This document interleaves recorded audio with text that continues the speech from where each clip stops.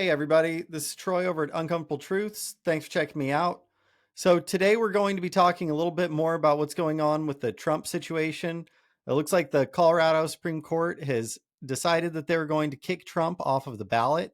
And this is almost certainly going to go up to the Supreme Court, and they're going to decide whether or not states are allowed to do this. And what I've been watching since this happened is a bunch of kind of the new left media outlets, such as, Breaking Points, the Young Turks, Secular Talk. All of these people are kind of rallying around the idea that this is actually an acceptable position. And this is one of the reasons why I've pretty much left the left completely, is because there is no actual principles that they stand on. So all three of these different outlets have been talking about how unfair it is that the Democrats are, rigging the elections. They've done this ever since Bernie ran. They were saying the Democratic Party is rigging elections. It's not fair. And even in this election cycle, they're saying, hey, look, we should have debates. We have our favorite candidates for the Young Turks. Obviously, it's their founder, Cenk Uygur. Like, yeah, why isn't the president having debates? He should be debating me. He should be out here making his case to the American people, like as to why he should be president. And I should have the opportunity to go out and say why I should be president. Similarly, the Breaking Points and Secular Talk have both been saying, hey, look, we really support Marianne Williamson. They don't always say that she's a personal friend, but they have made it clear, in a lot of ways that they are very close and that is their preferred candidate, which is great. I appreciate them doing that. And I, of course, think that Marianne has every right to run just like everyone else. And when this is happening, they're very much in favor of democracy. It's democracy is the hallmark that we are going to really move forward with. It's the number one principle that we care about. So people should be allowed to pick who they vote for. Not only that, we think democracy is so important that we think it should be allowed in the workplace. In a business that other people may not have started, employees should be allowed to unionize and should have a say over what happens in their workplace beyond just what the law requires. So they believe in democracy so much that they think it should be expanded outside of government. Now, when it comes to the fact that Colorado, in a split decision where all of the people on the court who decided that they were going to allow for Trump to be taken off of the ballot all happened to come from elite universities. And then the three people that didn't agree said that, no, this actually isn't okay. They graduated from DU, which I find to be pretty interesting, that all of the elites are in lockstep, that it's something that they should actually be in charge and that we shouldn't have democracy. Well, now all of these new media outlets are coming up with all sorts of reasons why, no, actually it is okay and we can't let the voters make these decisions themselves.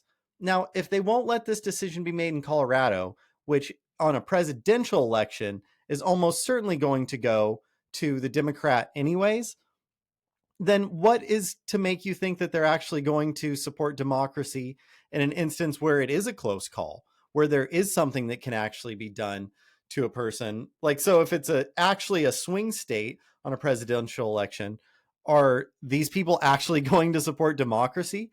And I think the answer is clearly no, because they're not even allowing it in a state that is most likely going to go to a candidate that they prefer.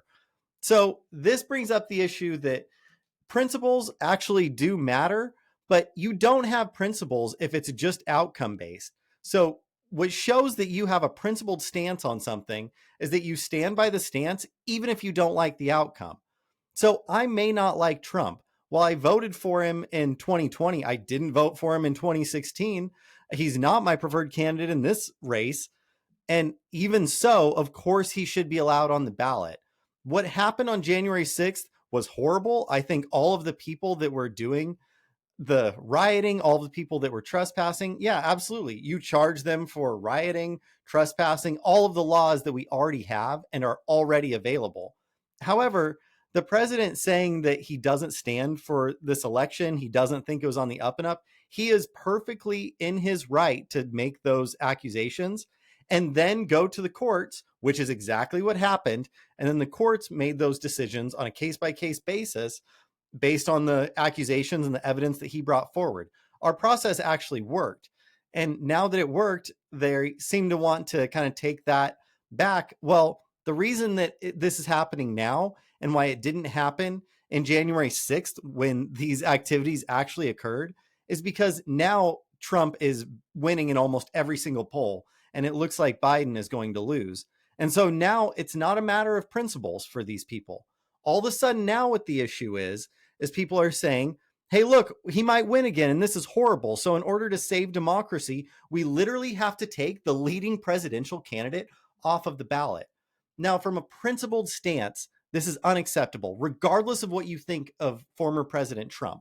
Whether you love him, whether you hate him, put that aside for a second. Do you think it's acceptable to take somebody off of the ballot for what is, at the very least, a questionable insurrection? The idea that all of these people that were breaking in were somehow in this conspiracy to overthrow the government. Well, what exactly is the conspiracy? I mean, I 100% recognize they did some horrible things. It was a horrible look. They broke into the Capitol, and then they mostly left of their own accord. They actually took over the Capitol. They were in the building and mostly left alone, which I find to be, a bit of a red flag in itself as to why there wasn't more security. But then nothing happened. They left. All of these gun nuts, all of these crazy people didn't bring their guns. They didn't, they weren't shooting congressmen. None of these things happened that you would expect to happen from a violent insurrection. So this is a huge stretch. I'm, of course, not saying that we should let full on traitors be going and running this country. But first off, they would have to get elected. And if enough people think that those actions don't decide that you should absolutely not vote for Trump, well, that's the price of democracy. You people are the ones who are constantly going out talking about how you're the saviors of democracy. And then every chance you get, you're taking it away from people. You don't hold debates. You try to rig the primaries. You have super delegates. So I don't want to hear that you're trying to protect democracy as you're literally trying to take it away from everybody else. This is very much an up is down and left is right situation. And honestly, you're losing a lot of credibility. And I don't think it's good for the country at all, because you don't want to have somebody actually get elected, just take everything away.